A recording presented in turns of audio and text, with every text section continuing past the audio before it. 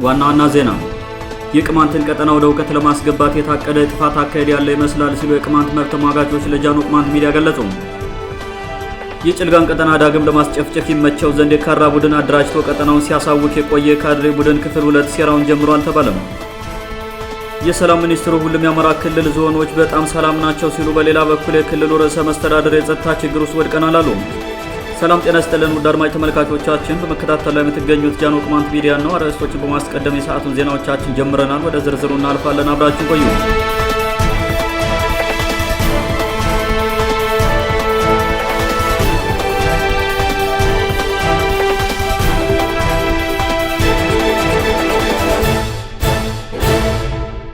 የቅማንትን ቀጠና ወደ ሁከት ለማስገባት የታቀደ የጥፋት አካሄድ ያለ ይመስላል ሲሉ የቅማንት መብት ተሟጋቾች ለጃኖ ቅማንት ሚዲያ ገለጹ። በአሁኑ ሰዓት በማህበራዊ ሚዲያ በቅማንት ላይ የሚነዛው የስም ማጥፊያ ፕሮፓጋንዳና መሬት ላይ እየተፈጸመ ያለው የነውጥ ሁከት የቅማንትን ሕዝብ ወደ ሌላ ዙር ጭፍጨፋ ለማስገባት የታቀደ ይመስላል ተብሏል። በተለይም የመንግስት አፈቀላጤ የሆኑ የማህበራዊ ሚዲያ ፕሮፓጋንዲስቶች የቅማንትን ሕዝብ ከህወሓት ጋር በማስተሳሰር የሚያሰራጩት መርዝ የሆነ ንግግር በቅማንት ሕዝብ ላይ አደገኛ ነው ሲሉ የመብት ተሟጋቾች ገልጸዋል። በተለይም የመንግስት አፈቀላጤ በሆኑ የማህበራዊ ሚዲያ ፕሮፓጋንዲስቶች የቅማንትን ሕዝብ ከህወሓት ጋር በማስተሳሰር የሚያሰራጩት መርዝ የሆነ ንግግር ለቅማንት ሕዝብ አደገኛ ነው ሲሉ የመብት ተሟጋቾች ገልጸዋል። ከዚህ ጋር በተገናኘ መንግስት የውስጥ መረጃ አዋቂና ፕሮፓጋንዲስት የሆነው አርያ ተስፋ ማርያም ትናንት ማህበራዊ ሚዲያ ላይ የህወሓትንና የሻዕቢያን ትብብር አስመልክቶ ባቀረበው ፕሮፓጋንዳ የህወሓት ጄኔራል የቅማንትን ታጣቂዎች አሰልጥኖ አስመርቋል በሚል ተናግሯል። ከቅርብ መረጃ ምንጮች የተረጋገጠ መረጃ ነው። ከትላንትና ወዲያ ሸረሪና አካባቢ ካለ ኮር ከሚሉት አዛዥ ጋር በመሆን ሙዘይ ምሽግ ሲጎበኝ ውሏል አሉ። ምሽግ መቆፈር ጀምረዋል። እንግዲህ ምሽግ ሲጎበኝ ውሏል። አንድ ጊዜ ሳሞራ ምንድነው ያሉት? እነሱ ምሽግ መቆፈር ያውቃሉ ሻዕቢያዎችን፣ እኛ ደግሞ ከምሽግ አውጥተን መቅበር እንችላለን አሉ። እነዚህ ሰዎች ከጦርነት መላቀቅ አልቻሉም። አሁንም ምሽግ መቆፈር ላይ ናቸው። እንደ ትልቅ ነገር እነ ሙዘይ ሄደ ይሄንን ጉብኝት ነው ያደረገው። የተወሰኑ የቅማንት ታጣቂዎችን ያው በማሰልጠን የሚገርምህ አንድ ዲሽቃ የጫነች ፓትሮል መኪና ጋር አበርክተውላቸዋል። ግለሰቡ የቅማንትን ታጣቂዎች ከሻዕቢያና ህወሓት ትስስር ጋር በማገናኘት ያለምንም ማብራሪያ መርዙን ረጭቶ ያለፈው በቅማንት ህዝብ ላይ የተለመደው አይነት ዘር ተኮር ጭፍጨፋ መታቀዱን በጨረፍታ ለመናገር ነው ተብሏል። የቅማንት ህዝብ ያነሳውን ሰላማዊና ህገ መንግስታዊ የመብት ጥያቄ ለመደፈቅ ላለፉት 11 ዓመታት ልዩ ልዩ ሴራዎችን እየፈጠረ ዘር ተኮር ጭፍጨፋ ሲፈጽምበትና ሲያስፈጽምበት የቆየው የአማራ ክልል መንግስት በ1984 ዓ.ም ከህወሓት ጋር በመመሳጠር በአዋጅ ቁጥር 7 1984 ዓ.ም ቅማንትን መሰረዛቸውን እንደማያውቅ ዛሬም ድረስ የህወሓት ተላላኪ በሚል ህዝብን እንደ ህዝብ እየፈረጀ መሆኑ ተሰምቷል። የፌዴራሉ መንግስትም ሆነ ጽንፈኛ አማራ ክልል መንግስት ባለስልጣናት ቡድን በተከተሉት የሴራ ፖለቲካና የኦሮማራው ጥምረት የፈጠሩት ፋኖ የተባለ ህገወጥ ታጣቂ ጋር በመቀናጀት ከ2011 እስከ 2015 ዓ.ም ድረስ የቅማንትን ህዝብ በከፋ መንገድ መጨፍጨፋቸው አይዘነጋም።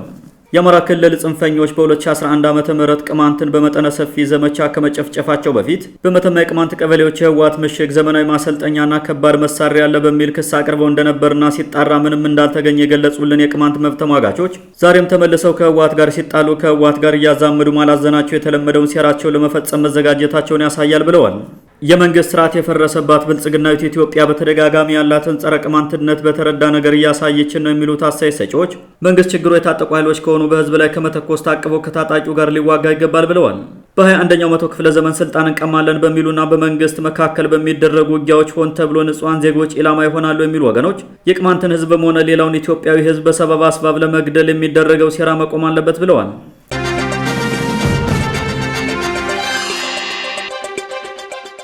የጭልጋን ቀጠና ዳግም ለመጨፍጨፍ ይመቸው ዘንድ የካራ ቡድን አደራጅቶ ቀጠናውን ሲያውክ የቆየው የካድሬ ቡድን ክፍል 2 ሴራውን ጀምሯል ተባለም።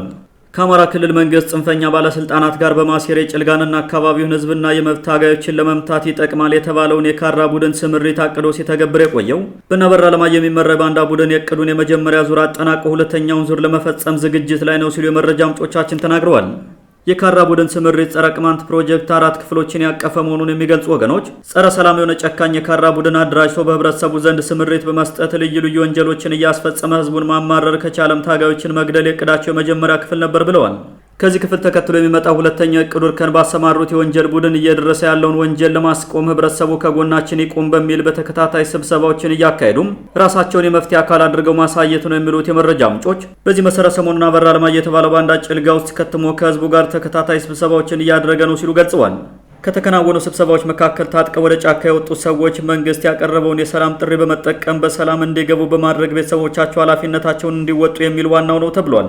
ከዚህ ቀጥሎ የሚመጣው ሶስተኛ ደረጃ የቅዳቸው ክፍል ታጣቂዎች ያቀረብነውን ጥሪ ባለመቀበላቸውና ቤተሰቦቻቸው እንዲገቡ ባለማድረጋቸው የህግ ማስከበር እርምጃ እንወስዳለን በሚል ያለ የሌለ ታጣቂዎቻቸውን አሰማርተው በህዝቡ ላይ የፈለጉትን የሚያደርጉበት ክፍል መሆኑ ታውቋል።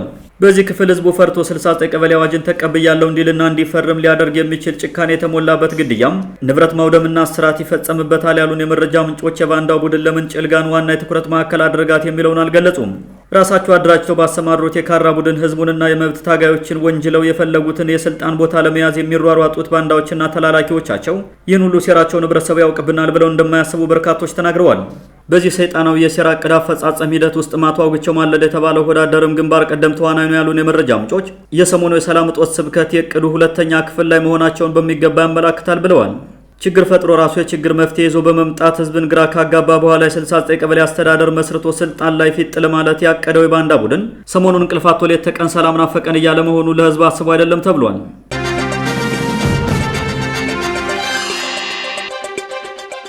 የሰላም ሚኒስትሩ ሁሉም የአማራ ክልል ዞኖች በጣም ሰላም ናቸው ሲል፣ በሌላ በኩል የክልሉ ርዕሰ መስተዳደር የጸጥታ ችግር ውስጥ ወድቀናል አሉ። በብልጽግና ባለስልጣናት ዘንድ እርስ በርሳቸው የሚጣረሱ ንግግሮችን ማድረግ የተለመደ ቢሆንም ይህኛው ጉዳይ ግን የበርካቶች መነጋገሪያ ሆኗል። ትላንት ረፋድ አካባቢ የሰላም ሚኒስትሩ መሐመድ እድሪስ ለፋና ቴሌቪዥን በሰጡት ቃለ መጠይቅ በአማራ ክልል ሁሉም ከተሞች፣ ዞኖችና ወረዳዎች በመንግስት ቁጥጥር ስር መሆናቸውን የቁጥር ማስረጃ ጭምር በመጥቀስ ተናግረዋል። ሚኒስትሩ አክለውም በአማራ ክልል ካሉ 265 ወረዳዎች ውስጥ የመንግስት መኖር ሙሉ ነው ብለን መናገር የማንችልባቸው 2 ወረዳዎች ብቻ ናቸው ሲሉ ተደምጠዋል። እነዚህ አሁን ከተሞች ትላልቅ ከተሞች የምንላቸው 8 አሉ። እነሱ በጣም ሰላማዊ ናቸው። 22 ዞኖች የዞን ከተሞች ሰላማዊ ናቸው። 265 ወረዳዎች አሉ። ከነዚህ ወረዳዎች ውስጥ የመንግስትን ፕሬዘንስ ሙሉ ነው ብለን መናገር የማንችላቸው አንድ በከፊል አንድ ደግሞ ከከፊል ከፍ ባለ መልኩ የመንግስት ፕሬዘንስ የለበትም የምንላቸው 2 ወረዳዎች ናቸው። ግን ከ265 ወረዳዎች መንግስት ራሱን መትከል ችሏል ማለት ነው የክልሉ መንግስት። በተመሳሳይ ቀን ትላንት ግንቦት 27 ቀን 2017 ዓ.ም የአማራ ክልል ርዕሰ መስተዳድር አቶ አረጋ ከበደም በባህር ዳር ከተማ በነበረው የመምህራን መድረክ ላይ ለተነሳላቸው ጥያቄ ማብራሪያ ሲሰጡም መምህራንን ማገትና ማቁሰል፣ ማጎሳቆል እንደዝና የሚነገርበት የጸጥታ ችግር ውስጥ ነው ያለነው ሲሉ ከሰላም ሚኒስትሩ ንግግር በፍጹም የተቃረነ ምላሽ ሰጥተዋል።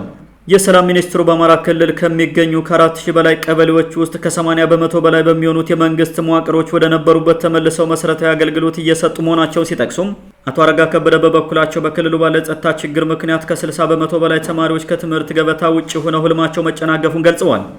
በዛ ውስጥ ከክልሉ ወረዳዎች ውስጥ በታች ደግሞ ከ4000 በላይ ቀበሌዎች አሉ። ከዚህ ውስጥ ከ80% በላይ ባሉት ሙሉ ለሙሉ መዋቅሮቹ ወደ ነበሩበት ተመልሰው አጠቃላይ መሰረታዊ አገልግሎት እየሰጡ ነው ያሉት።